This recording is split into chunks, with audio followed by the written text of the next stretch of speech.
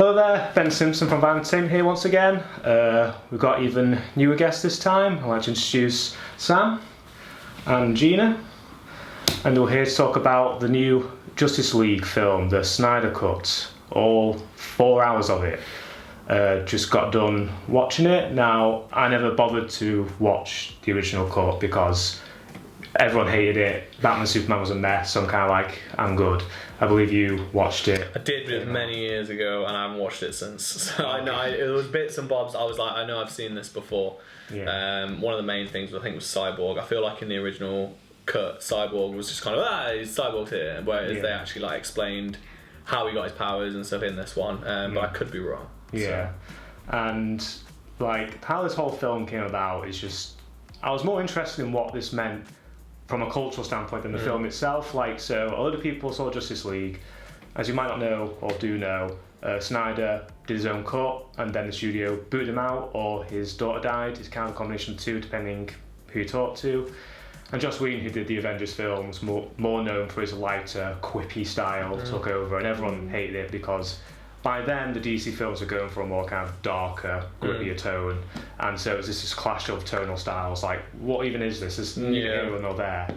And with this, we finally get Schneider's true vision, and I enjoyed it. Yeah, I did as well. It definitely made a lot more sense. Like I didn't like it's like you say with Batman, Superman and stuff. A lot of people just left theaters and stuff just like. I missed this, but I didn't understand that. What was the whole vision of the But that one, it made a clear sense, and it set up a lot of stuff for another one as well. Because obviously there were questions all the way through until right at the end. I was like, okay, so we're still carrying on. Yeah, right, which it's debatable if that is even going to happen because it depends on the success of this film. I guess. I mean it is 4 hours. I feel like they could cut some bits out, especially. It could have been 2 films. Yeah, really. I suppose that was what it was going to be, wasn't it? But that being said, I don't feel like it dragged particularly. Yeah, I wasn't. I think the only bit was like, well, again, we can't really talk about it yet, but like the end, obviously, it was a bit like, we're back here, and then okay, where is this? It was a bit of Return of the King. Yeah, like 4 or 5 endings. It ended, and then it ended, and then it ended. yeah. Afterwards, but I mean. Like I'm not massive on superhero films. I've never seen. I didn't see the original Justice League. I haven't seen Batman or Batman v Superman. Have seen Wonder Woman. I think that's it. Man of Steel. You watched that with me. Obviously, that was an impression. I forgot, but I enjoyed it for what it was. Obviously, there were some bits that I didn't understand because I hadn't seen other films from the series, but. As someone who was kind of ignorant going into it, it was still pretty enjoyable. Yeah. No, I think they did a good job of explaining what was going on. Because obviously, like they show you that Superman's died at the end. They kind of show you how, like, so he's stabbed by what's saying. Obviously, if you've not seen the other ones, that is enough, I would say, for this film. Like, he is dead. There's no major significance to why in the film and stuff as well. So I feel like. And I feel like that part of it, and again, it's not spoilers because it usually open the film. And it's the end of the last one about Superman, but they kill off Superman. In like the second film of like this DC franchise to do, it's like already he's killed your main hero. It's a weird one with DC because I feel like they just kind of went what are the best storylines we have, right? Do them, and they've just kind of thrown everything at it, like because obviously Marvel's kind of gone with one storyline that's like a Thanos storyline where he gets the Infinity Stones, what have you.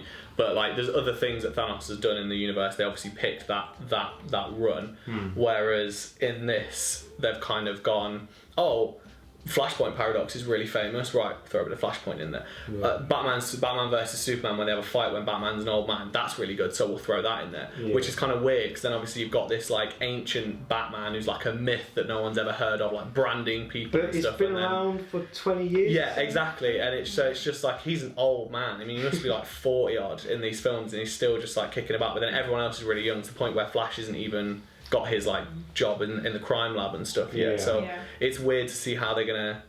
Like if the original plan was let's carry this on for years and years and years, it's just like why have you made Batman like such an old man? Like he's going grey in it. Like he is going grey. He doesn't look massively old. No. To me, he looked because I mean I don't know how old Christian Bale was in Christopher Nolan's in the 30s, films. I think. Yeah. 30s. Yeah, I mean Ben Affleck is what, in his mid-40s, and Yeah. he looks it, but he. He I also don't looked know. great. Yeah, he Like, looks Bruce Yeah. Wayne's got like a right. nice grizzled Yeah, look. definitely. I don't know if it's just that, because they do talk about how he's like getting old, and it is referenced that he's been doing this for 20 odd years and stuff, but I didn't get the feeling that he was struggling because of his age. No. It's never really a That's only problem. established in the last film. Yeah. Oh, okay. Which is kind of disadvantage for you because you haven't Yeah. seen. But then they've kind of just thrown it out the window, because in the other one, if I remember right, he's got this like massive knee strap on that's like holding his leg together and stuff, and then they don't even mention it. That was in The Dark Yeah. Knight Rises. Is that in the Dark Knight Rises? Yeah, yeah. Oh. Because There's too many. Do you know, no, yeah, no, but do you know what that is? Because we watched it recently. We rewatched the right, whole yeah, Dark yeah. Knight trilogy recently. So What's that was what I'm confusing thinking. is we're going into heavy superhero lore. But basically, in The Dark Knight Rises, it's taken off The Dark Knight Returns, the Frank Miller graphic novel where Batman is old, and Dark Knight Rises is kind of broken down and kind of beat up. It's got grey hairs. And obviously that trilogy's done. So when they did this new Batman, they kind of went with that same premise of an older, more than a broken Batman. But obviously you have the Christian Bale Batman, you have Ben Affleck's Batman, you have this new Batman coming out with Robert Pattinson, and then you have this other alternative Joker story of Joaquin Phoenix, which, is that going to be a Batman? Because Bruce Wayne was in it. So it's four Batmans going on. Yeah, I It's mean, mental. it's the classic DC, we only own Batman apparently thing. It's like, because it's the same with, if anyone, if you ever got the time, whatever, there is an animated DC universe as well, which is actually really good. But like 5 out of the 11 films are Batman films, and it's just really? like a. It's just like okay, he's important, I get it, but it's just like in the 11 films, there's loads of them that are completely focused around Batman, and it's just like, you've got other superheroes that are just as good. Well, I think that what this film does a good job with, obviously everyone knows Batman, I'm most familiar with Batman. I've watched Wonder Woman. I'm not familiar with her kind of comic book lore, but from the films, and Aquaman I haven't seen. But I think they did a really good job with 2 superheroes I'm familiar with, and that's Cyborg and the Flash. The other one of the film's strength is that they're given quite a lot of development. Like the first 2 hours, apart from the first 20 minutes, which have these like 2, I think, really good action sequences, for another hour and a half, it's essentially character development for these kind of superheroes that are just being introduced, and especially concentration again on the Flash and Cyborg. And as you said at the start, I think Cyborg here is probably the most compelling character, which I think is a great credit to the film, because he's kind of a B-list superhero. Like, not many people on the streets like, oh, if you're with Cyborg out of DC. If they don't know superheroes, they'll probably be like, I don't know who that is. I guess we don't know superheroes and stuff. So I'm just going to throw it out, I hadn't heard of him before. Fair dues. Yeah. And I represent everyone who's never seen him. And I feel like, because I hadn't heard of him either, and I thought he was really fleshed out. They kind of made him a tragic kind of superhero with his origin story, his relationship with his dad, his kind of character arc. I thought in a film that had a whole lot going on it, I thought they did a really good job of making him kind of compelling. Same with the Flash, like he is comic relief, but he's good comic relief, and by the end I was kind of like, these are all very kind of serious, brooding characters. I was just looking at Aquaman, serious and brooding. Batman, serious and brooding. Cyborg, serious and brooding. So when the Flash first turned up, it's like, oh, he's comic relief. But as the film kind of went along, it's like, no, he's definitely needed to kind of give the team a little personality. Oh no, definitely. I think he's kind of the most Whedon-esque character. Yeah. And I don't know if that, if his entire kind of character in that film played by Ezra Miller is based on direction from Joss Whedon, or if it was a certain amount of, if he came in like that. I think, that must have been Snyder's vision, because everything from the Joss Whedon cut is gone here. Right, okay. All his rewrites I did to the script and all his reshooting is stripped. So, kind of credit to Zack Snyder, who has kind of become the stereotype of like being overly serious with his superheroes. Be like, no, the Flash, to distinguish him from the rest of the superheroes, meant to make him kind of charismatic and funny. And I think he worked was for the effectively. most part. I was worried he was going to be a bit cringe. But like you say, you need that comic relief somewhere, and he's definitely the character to do it with out of that lot. Like, because Cyborg is. He's like one of them where he would be like the next choice to kind of, him or Aquaman are probably like the next choice to be light-hearted. But Aquaman's not light-hearted in his character. It's more like that people just make fun of him because he's Aquaman or whatever. But then obviously Cyborg is like he is a bit of a teenager, so the main thing he struggles with is just obviously being a cyborg and stuff. But they seem to be pushing him quite a lot, I feel like. because when they brought back their like serial animated series Young Justice, they put him in the new series, and then there's Doom Patrol, which is a fairly like recent series, and he's in that as well. Yeah, that's really good as well. And then he plays a big part in like the DC animated universe as well. So he's one of them where he seems to be there in a lot of the stuff that they're bringing out at the moment, I feel. So maybe they're trying to do more with him, because like you say, he is an interesting character and stuff. Like, he's got an interesting relationship with his dad. It's funny because obviously, because I've been watching so much of these things at the moment, I've just seen Cyborg hating on his dad just so much. Like, all the way through Doom Patrol, he's just hating on his dad. In this, he's just hating on his dad. In the cartoon, like in Young Justice that I've rewatched recently, he's just hating on his dad. We've just seen his mum dying and just ripping on his dad, like in so many different things recently. But I feel like he played a massive part in this. Oh yeah, like him and Flash seem to be like way more important than Superman. They seem to spend a lot of time. Yeah, Superman's a third wheel. I was gonna say. For how much time they devoted to him, like we need to bring him back. Here's the key, and then it's just like a. In the end, he threw a few punches, but it was just like a. Yeah, definitely. And to be honest, I think it's actually quite refreshing because, like you said, we've had so many Batman films, and I guess, I mean, Superman not as much in the last few years, but for the last, I guess, people know 60s, who Superman is. Everyone knows who Superman is, and there's been so many films specifically about him. It's quite. I mean, I'm sure there's been like you've already mentioned, there's other kind of DC cartoons and films. Yeah. But recently, I don't think there's been a huge amount that focus on sort of smaller heroes like Flash, like Cyborg. So it was nice to watch a film where I expected it to be all about. I mean, because I didn't know Superman. But I expected it to be mostly about Superman and mostly about Batman. Mostly about Batman. Yeah. But there was a lot more time related to these other characters who were really new to me, and who, you know, I didn't have any kind of didn't have any like memes colouring my vision of it, because honestly all of the Joker and Batman memes have been it's been oversaturated. I agree. So it was really refreshing.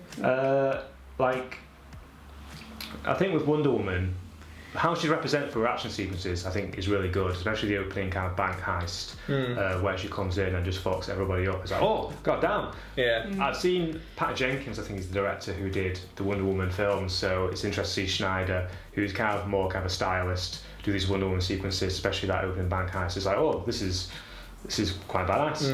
And but she's used mostly as a exposition machine, where she's explaining the plot a lot. Which I get, because it's a long film, it's a big film, you do sometimes need a refresher for the audience to go, okay, so what are we doing?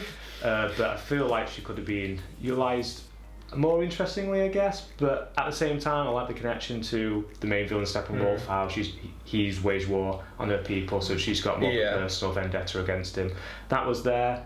And Aquaman, I didn't really understand the issue with his family. Like, he has a throne to usurp. So his kind of origin story is that his mum is like the Atlantean queen and his dad is just like a bloke.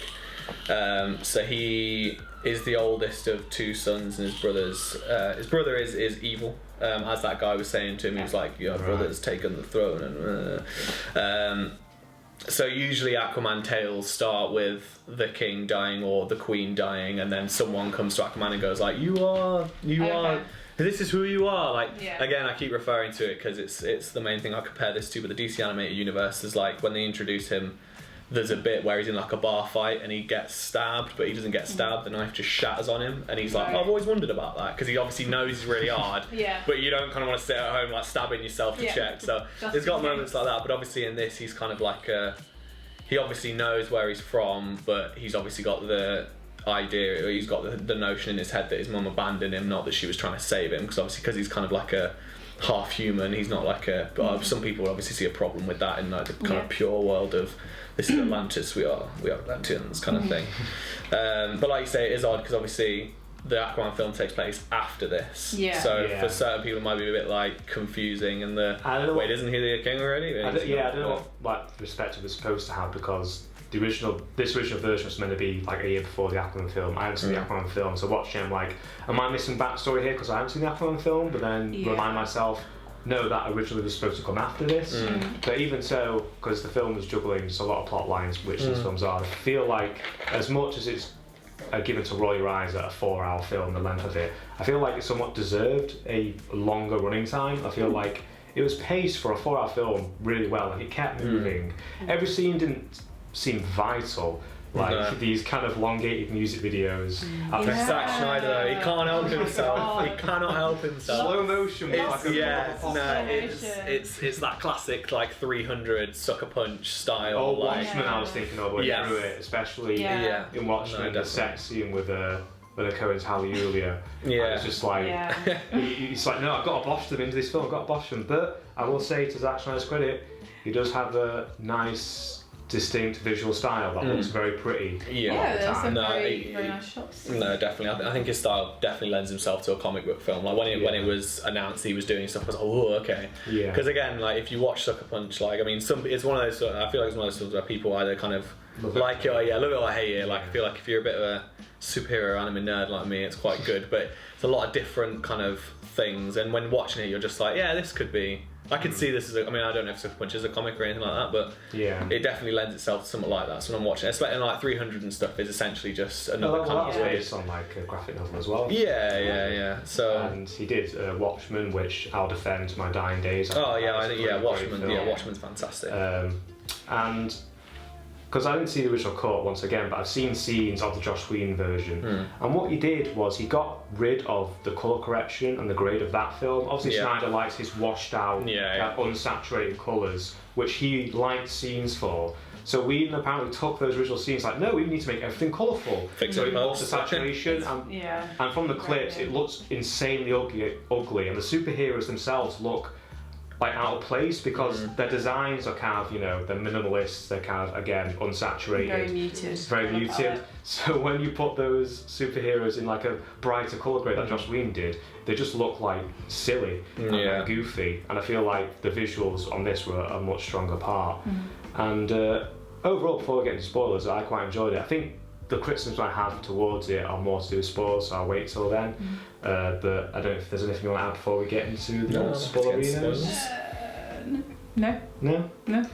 Okay, so spoiler section. So if you haven't seen it, which I'm sure you probably have if you're watching it, skip after this.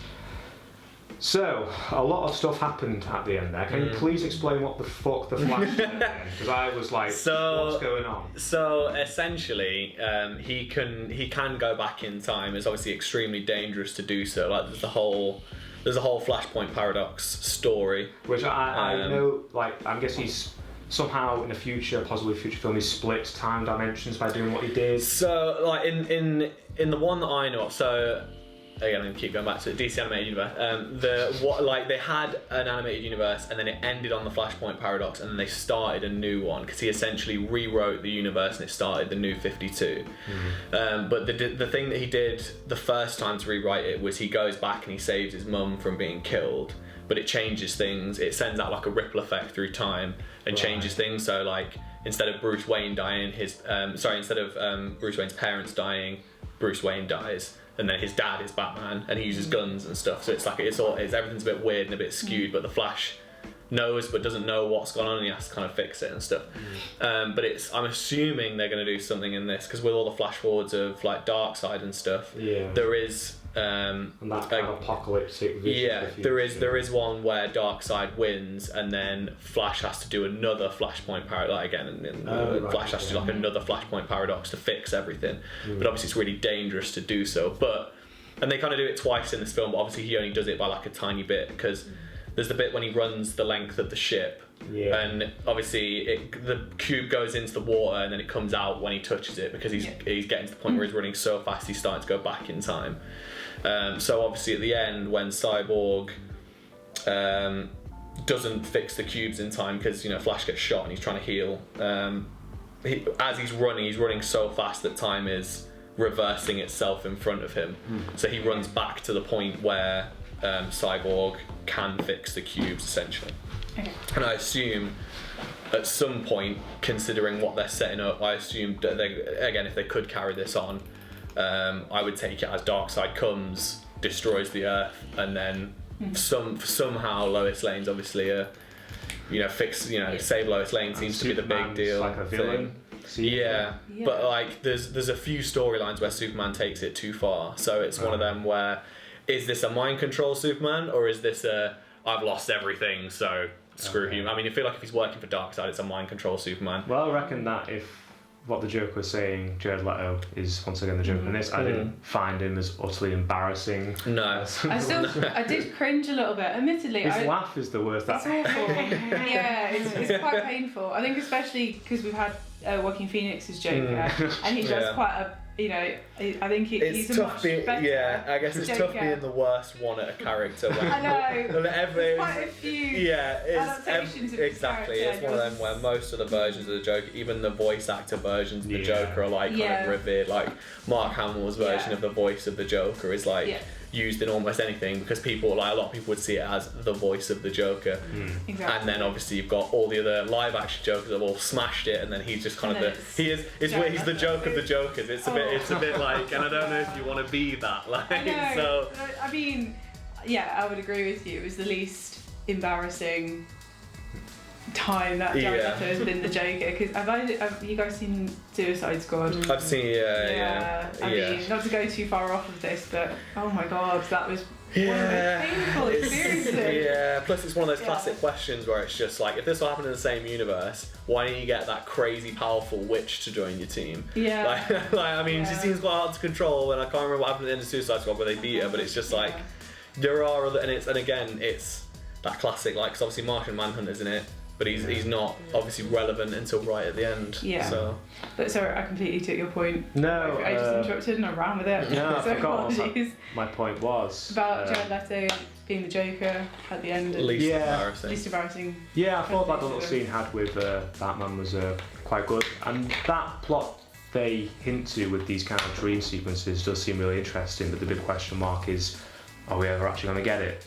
Well, that's the, because DC's just very inconsistent. I reckon if this film does really well streaming wise, there might be enough motivation to actually fund like a new like Justice League film.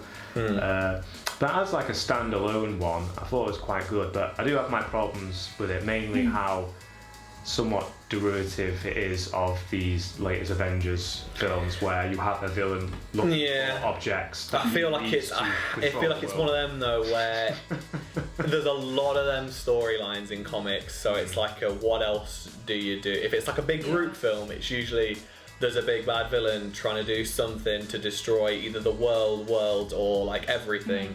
But to do that, they need something. It's like it's like Red Letter Media always say, like the Fleeb or whatever it is. Like they need something to go and get. And it's like I've said with as I was saying earlier with in the comics, Thanos is like he doesn't just go for the Infinity Stones in the comics. He goes for other things. There is one, I can't remember what it's called.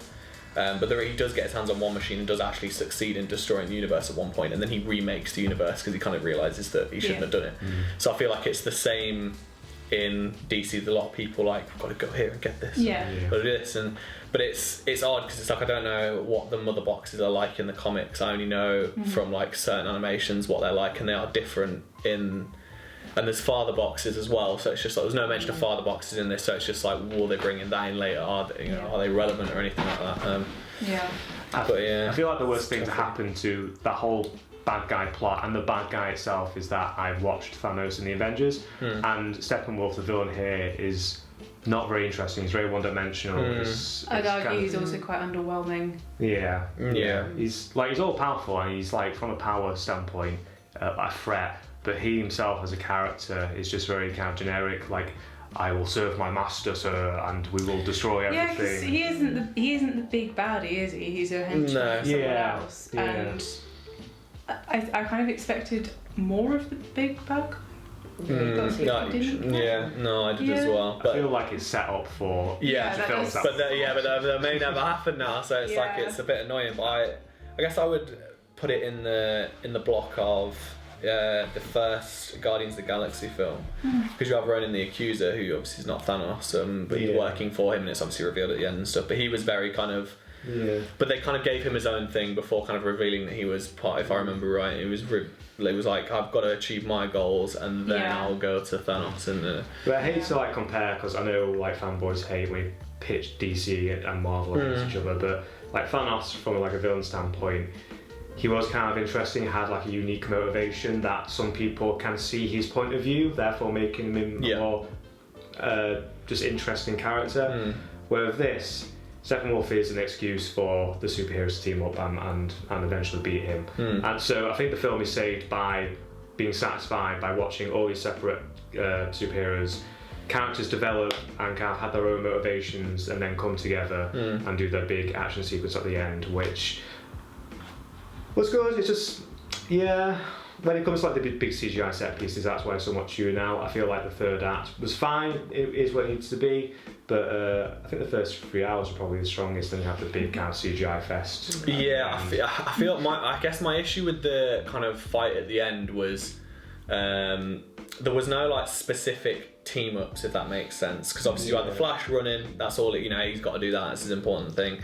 And it's just like, you had like the Aquaman and Wonder Woman fighting the big bad at the end, and then Superman kind of joined in, but there was no like, these two are fighting for a bit. Like obviously at the end of, again, the only comparison you can make, at the end of Endgame, you've got like, these are all the women fighters who are fighting together, and then you've got Spider-Man swinging it, and it's like they all kind of interacted with each other to do something. They're all fighting very separately at the same time. Exactly. There was like the bit where they're driving in and like Batman's firing all his rockets, but then it was kind of like, look at Aquaman take on someone, right, he's been knocked out. Look at this person now take on, right, he's been knocked out. There was no, I feel like there was a very want to get more of the team to kind of pay off the whole build of the film being, we need each other to fight this. And instead, at the end, it's like, right, you fight him. It was a weird way of teamwork. It was like, the teamwork was, we need to split up and all do different things, but if one of us fails, then we'll all die. So it's kind of teamwork, but not like teamwork. Had that nice little bit at the end, though, where, what was it?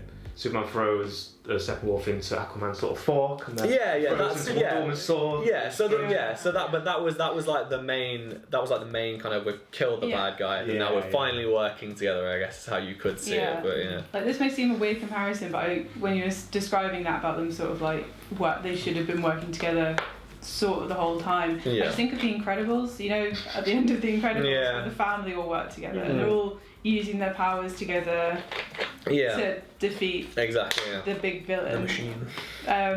It should have been something like that, and it just wasn't. They're all fighting at the same time in the same place against the same person. But it was all very separate. Because I feel like even in the very first like group superhero Avengers film, like there's the big fight scene in New York, and you've got like, they all did have little moments, even straight, like even though they didn't really know each other that well. But it's one of them where, if this got carried on or whatever, then you could maybe show more unity in the next film, because maybe they've been training together and stuff like that. And it's like, you have weird little moments where, like Batman and Wonder Woman's hand touch on the mouse, it's kind of like, it's awkward for a second, and it's just like okay, they have been together in the comics and such, so it's just like that could be a storyline. But as far as I'm aware, she's had a relationship with Batman and Superman. She's had a relationship with Batman. There's one comic where they end it on her and she's pregnant with Superman's child, but I'm pretty sure they don't go past that. But that would have been interesting to see. But but it's one of them where in the next one they could do like a little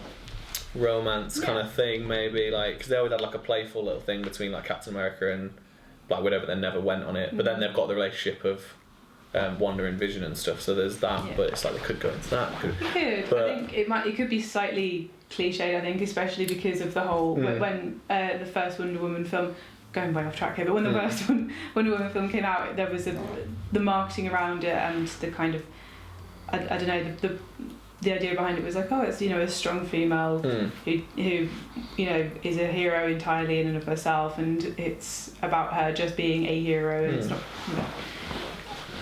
I don't know. I guess it was. She's an independent, strong woman. I hate to use that term, but so I feel like maybe if then it was like, oh, and she falls in love. It's like, really? Like in every other film, she falls in love with some guy. I know he's super, but she's also super. But you are right. It doesn't have to necessarily be a bad thing. I'd see it as a bit cliched, but that's just. But no, I'd because it's one of them where I would. The only thing stopping me from like rewatching it again to like get a good idea is the length of it. But it's one of them where you probably could section it up. You probably could watch it in like hours. You could break it into like 4 different episodes, 1 hour each. Slightly above average. Probably say 6 or 7 because it was above average in the sense that it's probably one of the best DC films, so I'll give it credit for that. It still had little problems, like I say, like little logic things, like the whole. It was just like things that I just felt should have been obvious, like Darkseid you've only ever been in this universe. You've only ever been beaten once. Your greatest defeat was on this planet. Don't know where it is. It's just like, what? It was your greatest and only defeat where you lost your most powerful weapon, and you're just like, no idea where it is. Yeah. No idea where it is. And then obviously your emissary, even someone who's like, you don't like anymore, you've thrown him out, but he's found the planet that has the mother boxes on.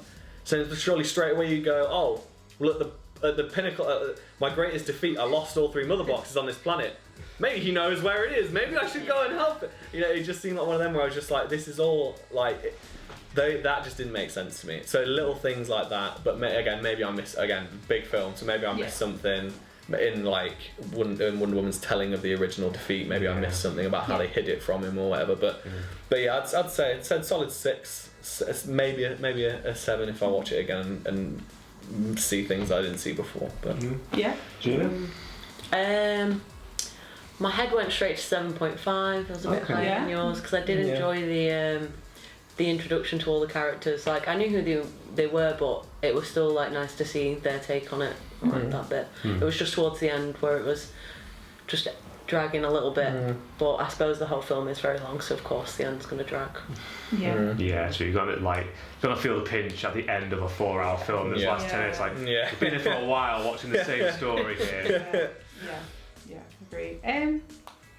I'm probably going to give it a 7. I agree with pretty much what you guys have said. I think just as I said, it was a little challenging at points just for a casual viewer. There were, we talked about there were some messy bits. I wasn't particularly, I think, because you mentioned about the CGI being a little bit messy, I personally didn't notice that. Yeah, fair enough. But that's not to say that it wasn't messy, I just didn't notice. It wasn't like embarrassing. Some shots were like, I generally liked it. I think it dragged a bit towards the end. I think it was really strong at the beginning actually. I really liked the opening. Oh, it's got great momentum. Like, the first hour or so. The first, I'd even say like the first 2 hours of the film, I was pretty into it. I enjoyed Zack Snyder's slow motion music videos at times, which faded out. As the film which did fade out. I had a couple of qualms with it that I haven't mentioned. I think one of them is Gal Gadot's slightly concerned face at times where I feel like there are quite serious things going on and she always has the same expression of mild concern. Which, she did it in Wonder Woman as well, so but it wasn't the end of the world. The second one is just the use of the Wonder Woman theme.